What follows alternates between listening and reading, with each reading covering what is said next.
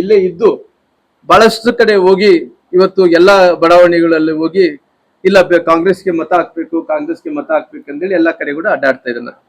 ಇವತ್ತು ನಾನು ಸತೀಶ್ ಜಾರಕಿಹೊಳಿ ಅವರಿಗೆ ನಾನು ಕೇಳ್ತೀನಿ, ಸ್ವಾಮಿ ನಾವು ನಮ್ಮ ಸರ್ಕಾರ ಇರೋಂಥ ಟೈಮಲ್ಲಿ ಮೀಸಲಾತಿಯನ್ನು ಹತ್ತತ್ರ 3% ಇದ್ದನ್ನು 7% ಮಾಡಿದ್ವಿ. ಅದು 15% ಇದ್ದಂತ SC ಜನಾಂಗಕ್ಕೆ 2% ಜಾಸ್ತಿ ಮಾಡಿ 17% ಮೀಸಲಾತಿ ಜಾಸ್ತಿ ಮಾಡಿದ್ವಿ.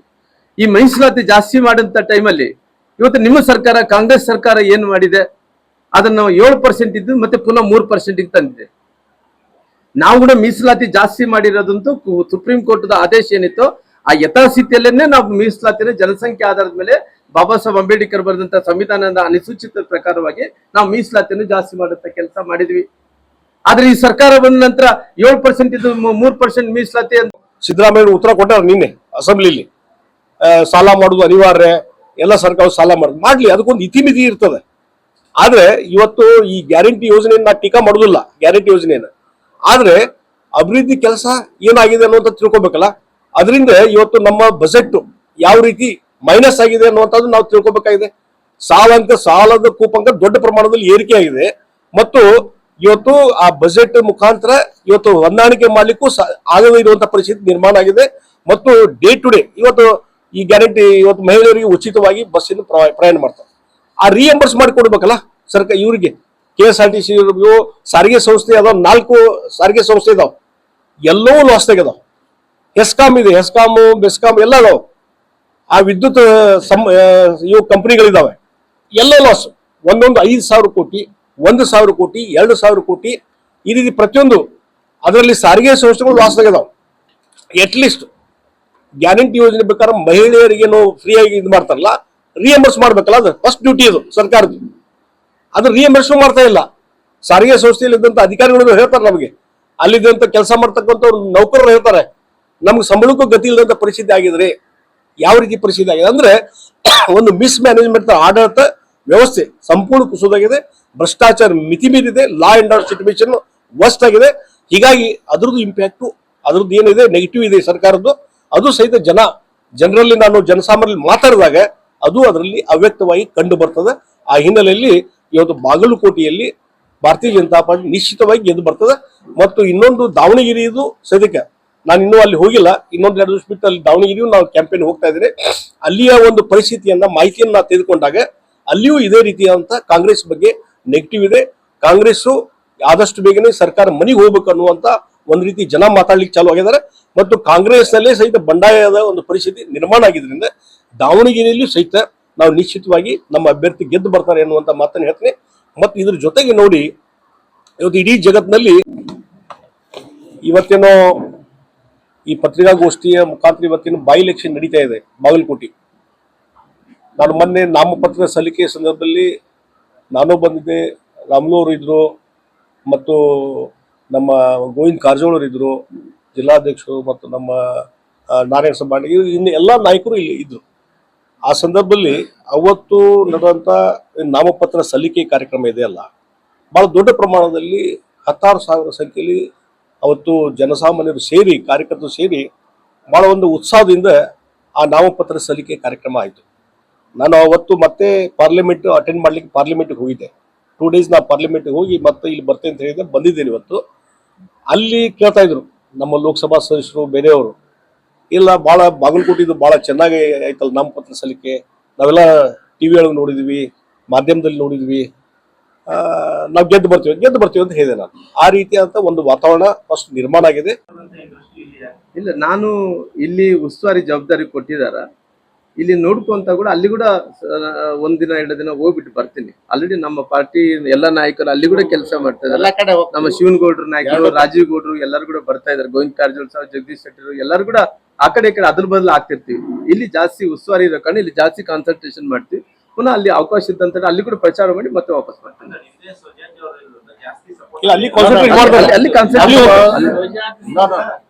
ನಮ್ಮದು ಭಾರತೀಯ ಜನತಾ ಪಕ್ಷದ ಅಭ್ಯರ್ಥಿ, ಉಳಿದದ್ದು ಯಾವ್ದು ಅಲ್ಲ.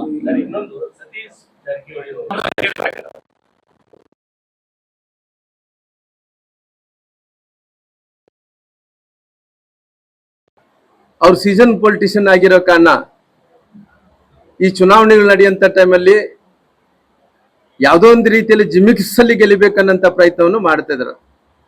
ಯಾಕಂದ್ರೆ ಅವತ್ತಿದ್ದಂತ ಪರಿಸ್ಥಿತಿ ಇವತ್ತಿಲ್ಲ. ಜನರಲ್ಲಿ ಎಲ್ಲ ತಿಳುವಳಿಕೆ ಕೂಡ ಇದೆ. ಎಲ್ಲ ಕೂಡ ಫೇಸ್ಬುಕ್ ವಾಟ್ಸಪ್ಗಳಲ್ಲಿ ರಾಜ್ಯ ಸರ್ಕಾರಗಳು ಏನೇನ್ ಅನ್ಯಾಯ ಆಗ್ತಾ ಇದೆ, ಇವ್ರಿದ್ದಂತ ಟೈಮಲ್ಲಿ ಏನ್ ಮಾಡ್ಲಿಕ್ಕೆ ಆಗ್ತಾ ಇಲ್ಲ. ಮೀಸಲಾತಿ ವಿಚಾರ ಇಟ್ಕೊಂಡು ಕೂಡ ಯಾವ್ದು ಕೂಡ ತುಟಿ ಬಿಚ್ಚು ಯಾವತ್ತು ಕೂಡ ಮಾತಾಡಿಲ್ಲ ಸದನದಲ್ಲಿ.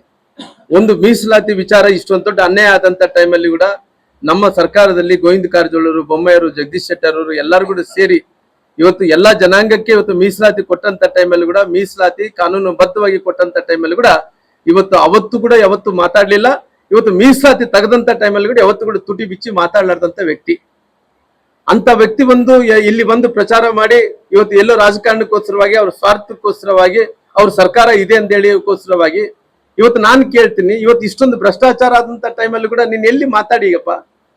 ಸಮುದಾಯದ ನಾಯಕಂತಿಗೆ ನಾಯಕರ ಅಂದಂತ ಟೈಮಲ್ಲಿ ಆ ಸಮುದಾಯಕ್ಕೆ ನ್ಯಾಯವನ್ನು ಕೊಡಿಸಂತ ಕೆಲಸ ಆಗ್ಬೇಕಲ್ಲ, ಯಾವುದು ಮಾಡ್ಲಿಲ್ಲ. ಅತಿ ಹೆಚ್ಚಿನ ಮೆಜಾರಿಟಿಯಿಂದ ನಾವು ಸರ್ಕಾರ ಮಾಡ್ತೀವಿ. ವೆಸ್ಟ್ ಬೆಂಗಾಲದಲ್ಲಿ ಸರ್ಕಾರ ಮಾಡ್ತೀವಿ ಮತ್ತು ಪಾಂಡಿಚೇರಿಯಲ್ಲಿ NDA ಸರ್ಕಾರ ಇದೆ, ಮತ್ತೆ NDA ಸರ್ಕಾರ ಬರ್ತದೆ.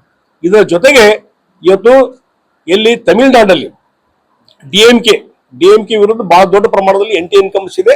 ಅಲ್ಲಿ ಅಣ್ಣಾ DMK ಮತ್ತು ಬಿಜೆಪಿ ಮತ್ತು ಇನ್ನಿತರ ಪಾರ್ಟಿಗಳು NDA ಮೈತ್ರಿಕೂಟ ಏನಿದಿಲ್ಲ, ಈ ಸಲ ದೊಡ್ಡ ಪ್ರಮಾಣದಲ್ಲಿ ವಿಜಯಶಾಲಿ ಆಗ್ತಾರೆ. ತಮಿಳುನಾಡಲ್ಲಿ ಸಹಿತ NDA ಸರ್ಕಾರ ಬರ್ತದೆ ಅನ್ನುವಂಥ ಮಾತನ್ನು ಈ ಸಂದರ್ಭ ಹೇಳ್ತೀನಿ. ಈ ರೀತಿ ವೆಸ್ಟ್ ಬೆಂಗಾಲ್, ತಮಿಳುನಾಡು ಮತ್ತು ಪಾಂಡಿಚೇರಿ, ಆಸಾಂ ಎಲ್ಲ ಕಡೆ NDA ಜೈವೇರಿ ಬಾರಿಸುವಂಥದ್ದು ಎಲ್ಲ ಸ್ಪಷ್ಟವಾದಂಥ ಲಕ್ಷಣ ಇದ್ದೇವೆ ಅನ್ನುವಂಥದ್ದು. ಕೇರಳದಲ್ಲಿ ಮೊದಲಿಂದ ಸ್ವಲ್ಪ ಸಂಘಟನೆ ನಮ್ಗೆ ಕಡಿಮೆ, ಈ ಸಲ ಬಹಳ ದೊಡ್ಡ ಪ್ರಯತ್ನ ನಡೀತಾ ಇದೆ.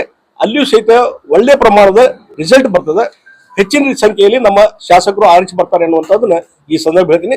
ಅದಕ್ಕಾಗಿ ಈ ಒಂದು ಬೈ ಎಲೆಕ್ಷನ್ ಇದು ನಾನು ಹೇಳ್ತೀನಿ, ಇಡೀ ರಾಜ್ಯದ ಇವತ್ತಿನ ವಾತಾವರಣ ಇನ್ ಫೈಟಿಂಗ್ ಇರೋದು ಕಾಂಗ್ರೆಸ್ ಅಲ್ಲಿ CM DCM ಮತ್ತು ಶಾಸಕರು ಮಂತ್ರಿ ಆಗಕ್ಕೆ ಹೊಂಟಿದ್ದಾರೆ ಬಹಳ ಜನ ಶಾಸಕರು, ಮತ್ತು ನಿಗಮ ಮಂಡಳಿ ಎಲ್ಲ ಲಾಸ್ನಾಗೆ. ಈಗ ನೋಡಿ, ನಾ ಇನ್ನೂ ಅದನ್ನ ರಿಪೋರ್ಟ್ ತಂದಿಲ್ಲ. ಪಾರ್ಲಿಮೆಂಟ್ ಅಲ್ಲಿ ಇತ್ತೀಚೆಗೆ 2020 ನಂತರ, ಮೋದಿಯವ್ರ ನಂತರ ಕೆಲವೊಂದು ನಿಗಮ ಮಂಡಳಿ ಅದಾವಲ್ಲ, ಕಳೆದ 3-4 ವರ್ಷದಲ್ಲಿ ಎಲ್ಲೋ ಲಾಭದಾಯಕವಾದವು. ಇಲ್ಲಿ ಕರ್ನಾಟಕದಲ್ಲಿ ಇದ್ದಂತ ನಿಗಮ ಮಂಡಳಿ ಎಲ್ಲೋ ಲಾಸ್ದಾಗ ಅದಾವ. ಅಂತ ಲಾಸ್ ಇದ್ದಂತ ನಿಗಮ ಮಂಡಳಿಗೆ ಚೇರ್ಮನ್ರು, ಅವ್ರಿಗೊಂದು ಕಾರು, ಕ್ಯಾಬಿನೆಟ್ ರ್ಯಾಂಕ್ ಸ್ಯಾಲರಿ, ಎಲ್ಲಾ ಫೆಸಿಲಿಟಿ. ಹೀಗಾಗಿ ಪೂರ್ತಿ ಹೆಂಗಾದ್ರೂ ಮಾಡಿ ಸಿದ್ದರಾಮಯ್ಯರು ಅಧಿಕಾರ ಮುಂದುವರಿಬೇಕು, ಇಷ್ಟೇ ಉದ್ದೇಶದ ಅವ್ರು ಕೆಲಸ ಮಾಡ್ತಾರೆ ಹೊರತು ಏನಿಲ್ಲ. ಅದಕ್ಕಾಗಿ ಜನ ಈ ಸರ್ಕಾರಕ್ಕೆ, ಸಿದ್ದರಾಮಯ್ಯ ಸರ್ಕಾರಕ್ಕೆ ತಕ್ಕದಂತ ಒಂದು ಬುದ್ಧಿ ಕಲಿಸುವಂತ ಒಂದು ಟೈಮ್ ಬಂದದ. ಈ ಬೈ ಎಲೆಕ್ಷನ್ ಮುಖಾಂತರ ಆ ಬುದ್ಧಿ ಕಲಿಸ್ತಾರೆ, ಬಿಜೆಪಿಗೆ ದೊಡ್ಡ ಪ್ರಮಾಣದಲ್ಲಿ ಬೆಂಬಲ ಕೊಡ್ತಾರೆ ಅನ್ನುವಂತ ವಿಶ್ವಾಸ ನನಗೆ. ಹೇಳ್ತಾ ಇದ್ದಾರೆ ಬಾಬಾ ಸಾಹೇಬ್ ಅಂಬೇಡ್ಕರ್ ಹೆಸರು ಹೇಳಲಿಕ್ಕೆ ಅವ್ರು ಅಯೋಗ್ಯರು ಕಾಂಗ್ರೆಸ್ನವ್ರು. ಯಾಕಂದ್ರೆ ಪೂನಾ ಪ್ಯಾಕ್ಟ್ ಏನಂದ್ರೆ ಜನಸಂಖ್ಯೆಗೆ ಅನುಗುಣವಾಗಿ SC ಮತ್ತು STಗೆ ಕಾಲಕ್ಕೆ ಮೀಸಲಾತಿಯನ್ನು ಹೆಚ್ಚಳ ಮಾಡ್ಬೇಕಂತಿದೆ. ಅದರ ಪ್ರಕಾರನೇ ಮಾಡಿದೀವಿ ಮತ್ತು ಶಾಸನಬದ್ಧವಾಗಿ ಮಾಡಿವಿ, ಕಾನೂನನ್ನು ಜಾರಿಗೆ ತಂದೀವಿ. ಹಾಗೆ ಮಾಡಿಲ್ಲ. 4 ವರ್ಷ ಅನುಷ್ಠಾನಕ್ಕೆ ಬತ್ತು. ಈಗ ಯಾಕೆ ನೆನಪಾಯ್ತು ಕೇಂದ್ರ? 4 ವರ್ಷ ನೀವೇ ಮುಖ್ಯಮಂತ್ರಿ ಆಗಿ 3 ವರ್ಷ ಅನುಷ್ಠಾನ ಮಾಡಿರಿ. ಮತ್ತೆ ನೀವೇ ಅವತ್ತು ಪ್ರತಿಪಕ್ಷದ ನಾಯಕರಿದ್ರು ವಿಧಾನಸಭೆ ಒಳಗ, ಅವತ್ತು ನೀವ್ಯಾಕೆ ಕೇಳಲಿಲ್ಲ? ಅವಾಗತ್ತೆ ಯಾಕೆ ಕೇಳಲಿಲ್ಲ? ಶೆಡ್ಯೂಲ್ 9ಗೆ ಸೇರಿಸೋ ಅವಶ್ಯಕತೆನೇ ಇಲ್ಲ. ಇವತ್ತು ಹೇಳ್ತಾ ಇದ್ದೀನಿ, ಅವಶ್ಯನೇ ಇಲ್ಲ. ಯಾಕಂದ್ರೆ ಕಾನೂನ ತಂದಿದ್ವಿ, ಶಾಸನಬದ್ಧವಾಗೇ ತಂದಿದ್ವಿ, ನಿವೃತ್ತ ನ್ಯಾಯಮೂರ್ತಿಯಿಂದ ವರದಿ ತಗೊಂಡು ತಂದಿದ್ವಿ. ಮತ್ತು ಆ ವರದಿಯನ್ನ ಪರಿಶೀಲನೆ ಮಾಡುವಾಗ ಪ್ರತಿಪಕ್ಷದ ನಾಯಕರಾಗಿದ್ರು ಸಿದ್ದರಾಮಯ್ಯನವರು. 3 ವರ್ಷ ಮುಖ್ಯಮಂತ್ರಿ ಆಗಿ 24% ಕೊಟ್ಟಿದಾರ. 17/7 24% ಅನುಷ್ಠಾನಕ್ಕೆ ತಂದಾರ. ಹಾಗಾದ್ರೆ ನಾವು ತಪ್ಪು ಮಾಡಿದ್ರೆ ನೀವು ಅನುಷ್ಠಾನಕ್ಕೆ ಯಾಕೆ ತಂದ್ರಿ? ನಾವು ತಪ್ಪು ಮಾಡಿದ್ರೆ ನೀವು 17% ಒಳ ಮೀಸಲಾತಿ ಮಾಡಿ ರಾಜ್ಯಪಾಲರ ಅನುಮೋದನೆ ತಗೊಂಡು ಬಿಲ್ ಪಾಸ್ ಮಾಡಿದ್ರಿ. ಯಾಕೆ ಮಾಡಿದ್ರಿ? ಅವರು ಮೋಸಗಾರರಿದ್ದಾರೆ, ಮಹಾ ಮೋಸಗಾರರಿದ್ದಾರೆ ಕಾಂಗ್ರೆಸ್ನವರು. ಅದಕ್ಕಾಗಿ ಜನರಿಗೆ ಮಿಸ್ಗೈಡ್ ಮಾಡುವಂತದ್ದು ಮಾಡ್ತಾರೆ. 2023 ಚುನಾವಣೆಗಳಿಗೆ ನೀವು ಕೇಳಿದ್ರಿ ಪ್ರಶ್ನೆ, ನಿಮ್ಗೆ ಉತ್ತರಕ್ಕೆ ಬರ್ತೀನಿ. 2023ರಲ್ಲಿ ನಾವು 28 ಮಾರ್ಚ್ಗೆ ಇದನ್ನ ಒಳ ಮೀಸಲಾತಿಯನ್ನ ಶಿಫಾರಸ್ ಮಾಡಿದ್ವಿ ಕೇಂದ್ರಕ್ಕೆ. ಯಾಕಂದ್ರೆ ನಮಗೆ ಅವಾಗ ಅಧಿಕಾರ ಇರಲಿಲ್ಲ. ಸುಪ್ರೀಂ ಕೋರ್ಟ್ ಆದೇಶ ಆದದ್ದು August 1, 2024ಕ್ಕೆ ಆದೇಶ ಆಯ್ತು. ಅವತ್ತು ನಮಗೆ ಶಿಫಾರಸ್ ಮಾಡಿದ್ವಿ. ಆ ಶಿಫಾರಸ್ಸನ್ನೇ ಸುಪ್ರೀಂ ಕೋರ್ಟ್ ಎಕ್ಸೆಪ್ಟ್ ಮಾಡಿದ್ದು, ನಿಮ್ಗೆ ಗೊತ್ತಿರಲಿ. ಆದ್ರೆ ಜನರಿಗೆ ಏನು ಹೇಳಿದ್ರು ಇವರು? ತಪ್ಪು ಕಲ್ಪನೆ ಮಾಡಿದ್ರು. ಲಂಬಾಣಿ ಜನಾಂಗದವ್ರಿಗೆ, ಬೋವಿ ಜನಾಂಗದವ್ರಿಗೆ, ಕೊರವರಿಗೆ, ಕೊರ್ಚರಿಗೆ ಏನ್ ಹೇಳಿದ್ರು ಅಂದ್ರೆ ನಿಮ್ಮನ್ನ ಎಸ್.ಸಿ ಪಟ್ಟಿಯಿಂದ ತೆಗೆದು ಹಾಕಿದ್ರು ಬಿಜೆಪಿ ಅವ್ರು ಅಂತೇಳಿ ಅದನ್ನೇ ನಂಬಿ ಕೆಲವರು ಮೋಸ ಹೋದ್ರು. ಈಗ ಅವ್ರಿಗೆ ಗೊತ್ತಾಯ್ತು. ಅದಕ್ಕಾಗಿ ಇವತ್ತು ಈ ಜಿಲ್ಲೆನಲ್ಲಿ ಲಂಬಾಣಿ ಜನಾಂಗದವರು, ಬೋವಿ ಜನಾಂಗದವರು ಎಲ್ಲರೂ ಕೂಡ ಇವತ್ತು ಭಾರತೀಯ ಜನತಾ ಪಕ್ಷವನ್ನು ಬೆಂಬಲಿಸ್ತಾ ಇದ್ದಾರೆ. ಮೋಸ ಗೊತ್ತಾಗಿ ಬೆಂಬಲಿಸ್ತಾ ಇದ್ದಾರೆ. ಅವರು ಮೋಸಗಾರರು, ಅವ್ರಿಗೆ ಗೊತ್ತಾಯ್ತು. ಈಗ ಮೊದಲು ಅವ್ರು ತಪ್ಪು ಕಲ್ಪನೆ ಮಾಡಿದ್ರು. ನಮ್ಮ ಸರ್ಕಾರ ಇದ್ದಾಗ ಒಳ ಮೀಸಲಾತಿಯನ್ನು ನಾವು ಶಿಫಾರಸು ಮಾಡೋದಕ್ಕಿಂತಲೂ ಮುಂಚೆ ಮನಮೋಹನ್ ಸಿಂಗ್ರ ಸರ್ಕಾರ ಇದ್ದಾಗ ರಾಜ್ಯಕ್ಕೆ ಒಂದು ಲೆಟರ್ ಬಂದಿತ್ತು. ಎಸ್.ಸಿ ಎಸ್.ಟಿ ಪಟ್ಟಿಯಿಂದ ಲಂಬಾಣಿ, ಬೋವಿ, ಕೊರಮ, ಕೊರ್ಚ ತೆಗಿಬೇಕು, ನಿಮ್ಮ ಅಭಿಪ್ರಾಯ ಏನು ಅಂತ ಕೇಳಿದಾಗ ಇದೇ ಸಿದ್ದರಾಮಯ್ಯನವರು 5 ವರ್ಷ ಮುಚ್ಚಿಟ್ಟೋಗಿದ್ರು. ಇದೇ ಸಿದ್ದರಾಮಯ್ಯನವರು ನಮ್ಮ ಸರ್ಕಾರ ಬಂದ ಮೇಲೆ ನಾನು ಸ್ವತಃ ಮುಖ್ಯಮಂತ್ರಿ ಬೊಮ್ಮಾಯಿ ಅವ್ರ ಜೊತೆಯಲ್ಲಿ ಕೂತು ಚರ್ಚೆ ಮಾಡಿ, ಅಧಿಕಾರಿಗಳನ್ನು ಕರೆದು ಚರ್ಚೆ ಮಾಡಿ 101 ಜಾತಿನೂ ಎಸ್.ಸಿ ಪಟ್ಟಿಯಲ್ಲಿ ಕರ್ನಾಟಕದಲ್ಲಿ ಇರ್ಬೇಕು, ಯಾರನ್ನೂ ತೆಗಿಬಾರ್ದು, ಯಾರನ್ನೂ ಸೇರಿಸಬಾರ್ದು ಅನ್ನೋದು ಶಿಫಾರಸು ಕೇಂದ್ರಕ್ಕೆ ಕಳಿಸಿ ಒಳ ಮೀಸಲಾತಿ ನಾವು ಮಾಡ್ತೀವಿ. ಯಾರು ಮೋಸಗಾರ ಅನ್ನೋದು ನೀವು ಹೇಳ್ಬೇಕು.